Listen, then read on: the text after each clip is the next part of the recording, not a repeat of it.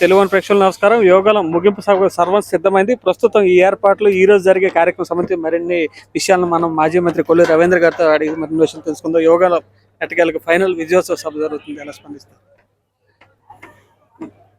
యువగళం పాదయాత్ర ఈ రాష్ట్ర రాజకీయాల్ని ఒక మలుపు తిప్పే విధంగా యువనాయకుడు నారా లోకేష్ గారు దాదాపు 200 పైన రోజులు 300 రోజుల దగ్గర ఆయన పాదయాత్ర చేస్తూ 3000 కిలోమీటర్ల పైన రాష్ట్ర వ్యాప్తంగా అన్ని వర్గాలను కలుసుకుంటూ ప్రభుత్వం అనేక అడ్డంకాలు ఇబ్బందులు సృష్టించిన లెక్క చేయకుండా మొక్కవని ధైర్యంతో ఎండకి వానకి తడుస్తూ మరి ప్రజా సమస్యలు తెలుసుకుంటూ అన్ని వర్గాలతో జరిగినటువంటి యాత్రే యువగళం పాదయాత్ర.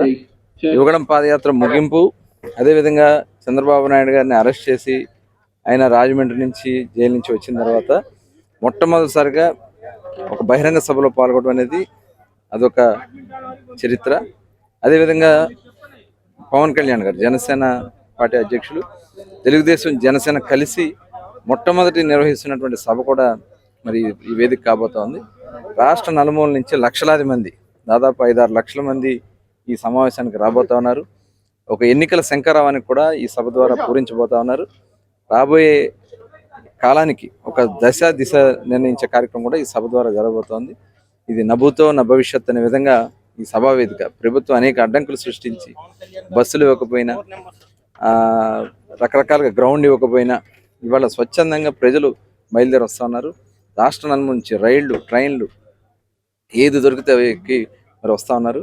ఇది ఒక చరిత్రగా మిగులుతుందని చెప్పి భావిస్తాను. సీనియర్ నేతగా ఎన్నో పాదయాత్రలు చూసుంటారు కొల్లు రవీంద్ర గారు, వాటికి యోగాలానికి ఉన్న తేడా ఏంటి మీ మాటలు? డెఫినెట్గా అప్పుడు గతంలో చాలామంది పాదయాత్రలు చేశారు, కానీ ప్రజలతో మమేకమవుతూ అన్ని వర్గాలతో మరి ఎస్సీలకి, ఎస్టీలకి, బీసీలకి, మైనార్టీలకి, అదేవిధంగా వృత్తుల వారీగా ఉన్నటువంటి సామాజిక వర్గాల్ని ఎక్కడికక్కడ వాళ్ళ సాధక బాధలన్నీ కూడా తెలుసుకుని దాని మీద ఒక చక్కటి అవగాహనతో రాబోయే కాలం కూడా వాళ్ళకి న్యాయం చేసే విధంగా మరి ఆయన పాదయాత్రలో యువగళం ద్వారా ప్రజలకు ఒక సందేశాన్ని ఇచ్చుకుంటూ రావడం జరిగింది.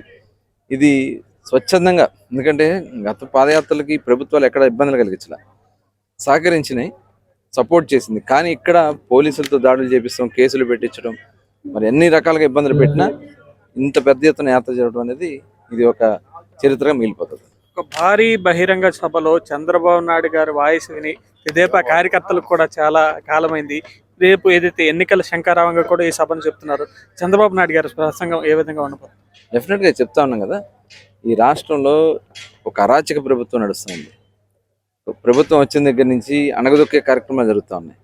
అక్రమ కేసులు, బీసీలపై దాడులు, హత్యలు, ఎస్సీల మీద దాడులు, ఎస్సీల హత్యలు, కేసులు పెట్టి జైళ్లు పెట్టించడాలు, చివరికి చంద్రబాబు నాయుడు గారిని కూడా ఒక సంబంధం లేనటువంటి కేసులు పెట్టి ఆయన్ని తీసుకెళ్లి 53 రోజుల పాటు పెట్టడం, ఇప్పుడు మాలాంటి నాయకులందరినీ కూడా జైల్లో పెట్టించడం, నేను కూడా 54 రోజుల పాటు రాజమండ్రి జైల్లో ఉంటాను.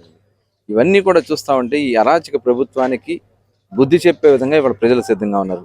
ఒక పక్క అభివృద్ధి లేదు, సంక్షేమ పేరుతో దోపిడీ, ఇవాళ రాష్ట్రం పూర్తిగా సర్వనాశనం అయిపోయింది.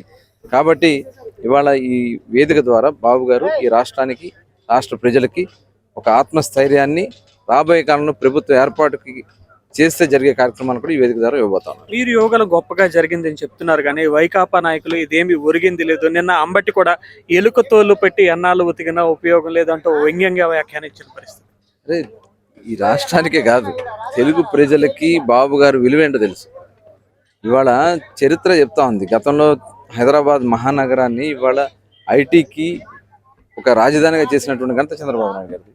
దాని గ్రాట్యుటీ వాళ్ళు చూపించారు. మొన్న ఆయన అరెస్ట్ చేస్తే ప్రపంచంలో ఉన్నటువంటి ఐటీ ఉద్యోగులందరూ రోడ్లెక్కి, ఐటీగా తెలుగు వారు అందరూ కూడా రోడ్లెక్కి ఆయన మీద అభిమానాన్ని, ప్రేమను చూపించారు.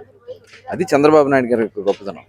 ఇవాళ మీరేదో చెప్పి ఎలుగుతోలు లేకపోతే మేకతోలు ఇవన్నీ చెప్తే అది ఎవరో అందరికీ తెలుసు. జగన్మోహన్ రెడ్డికి ఇవాళ ఓటమి భయం పట్టుకునే ఇవాళ టికెట్లు మారుస్తూ ఉన్నాడు. అక్కడి నుంచి ఇక్కడికి, ఇక్కడి నుంచి అక్కడికి, కానీ కొంతమందిని తీసేసి రకరకాలుగా జిమ్మిక్కులు చేస్తున్నాడు. ఎన్ని చేసినా అవి సాగవు. ఇవాళ ఓటమి భయం వైఎస్ఆర్ పార్టీ నాయకులు పట్టింది కాబట్టి పిచ్చివాగుడు ఆగుతా ఉన్నారు. ఫైనల్ గా సెకండ్ ఇయర్ నుంచి వైకాపా వైనాట్ 175 ఉంటుంది, తాజాగా అభ్యర్థులు మారుస్తుంది. ఏమైందంటారు అప్పట్లో ఉన్న మోటం? చెప్తున్నా కదా, ఇవాళ వాళ్ళకి వెంటాడుతూ ఉంది. జగన్మోహన్ రెడ్డికి భయం వెంటాడుతూ ఉంది, ఓడిపోతా ఉన్నది క్లియర్గా అర్థమవుతా ఉంది. కనీసం క్యాండిడేట్లు మారిస్తే అన్న ఏమన్నా వస్తుందని చెప్పి ఆలోచన చేస్తున్నారు. కానీ ఇన్ని చేసినా తలకిందులుగా తపస్సు చేసిన ఈ రాష్ట్రంలో జగన్మోహన్ రెడ్డి శాశ్వతంగా వైఎస్ఆర్ పార్టీ సమాధి కాబట్టి. ఇది మాజీ మంత్రి కొల్లు రవీంద్ర గారు చెప్తున్నమాట.